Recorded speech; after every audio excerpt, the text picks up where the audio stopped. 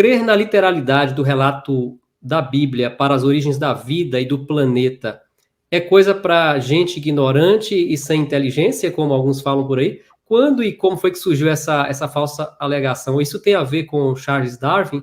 E como é que a gente pode refutar essa... Eu acho que é uma alegação até boba, né? Mas muita gente me fala isso, né? Que, olha, essa coisa de crer aí em Deus, em Criador, é coisa para gente sem inteligência. Como é que o senhor responde a essas pessoas? Nós precisamos separar aí duas coisas que são muito importantes. Existe uma tendência que nós temos que assumir que muitas vezes, como cristãos, muitas pessoas que não sabem explicar alguma coisa dizem assim, isso é vontade de Deus, isso aí é Deus. E existe esse aspecto. Nesse aspecto tem duas partes. Tem uma parte que é verdadeira e tem outra parte que não é verdadeira. Deixa eu me explicar como.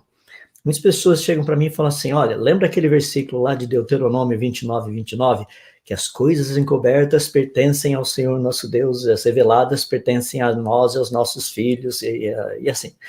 Então, existem coisas não reveladas, existem coisas reveladas. Mas entre coisas não reveladas e coisas reveladas, tem um negócio aqui no meio que a gente chama de ignorância.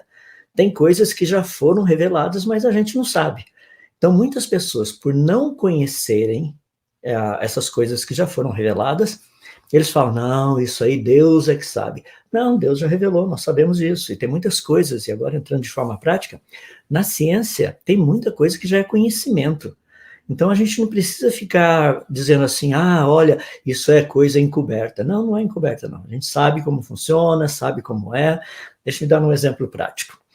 Quando nós pensamos no livro de Gênesis, no capítulo 1, logo no primeiro dia, Deus cria a luz. E só no quarto dia é que ele cria o sol, a lua e as estrelas. E as pessoas chegam para mim e falam assim, mas como é que fica então as plantas? Porque Deus criou planta no terceiro dia, e agora? Como é que fica?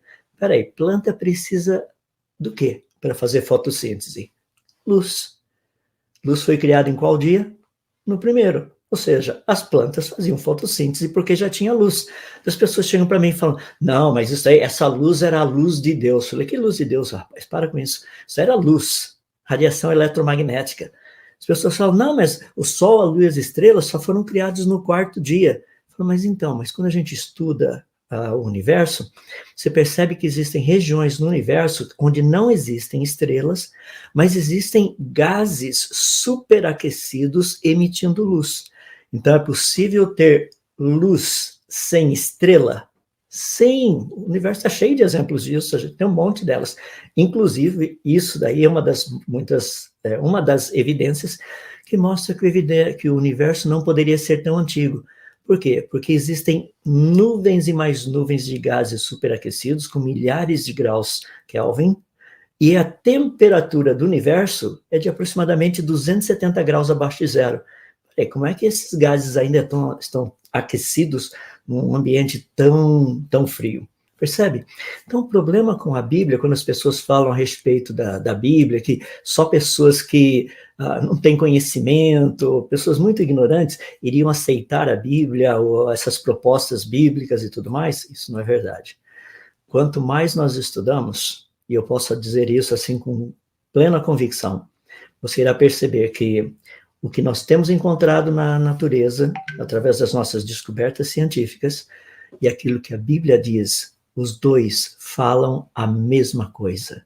Essa é a parte que é importante. Percebe? Eu não estou dizendo que a Bíblia está provando a ciência ou que a ciência está provando a Bíblia. Não, estou dizendo que os dois falam exatamente a mesma coisa. A Bíblia nos diz que existe luz sem estrelas. Exatamente isso que a gente tem encontrado. E tem uma lista de outras coisas que a gente poderia ficar aqui só essa live inteira, só falando dessas muitas coisas. Em outras palavras, pessoas que dizem que aqueles que acreditam na Bíblia não têm, assim, deixa eu ser bem leve, tá? São pessoas que não têm muito conhecimento, não tem nada disso. Eu digo o seguinte, gente que não estuda a Bíblia e gente que não conhece ciência, talvez tenha esse tipo de impressão. Talvez ache que só ignorantes aceitam a Bíblia, porque grandes estudiosos sempre aceitaram a Bíblia. Queria citar apenas o nome de um, nome dele, não, vou citar o nome de dois, para ficar melhor. Isaac Newton.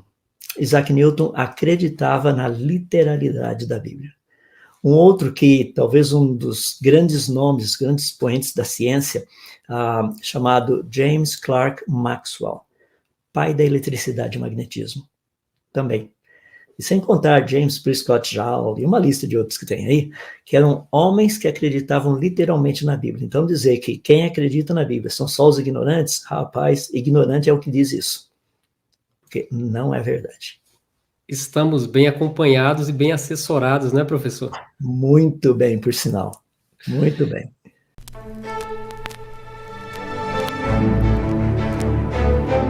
Canal Graça e Salvação. Se você ainda não for inscrito em nosso canal, inscreva-se, ative as notificações.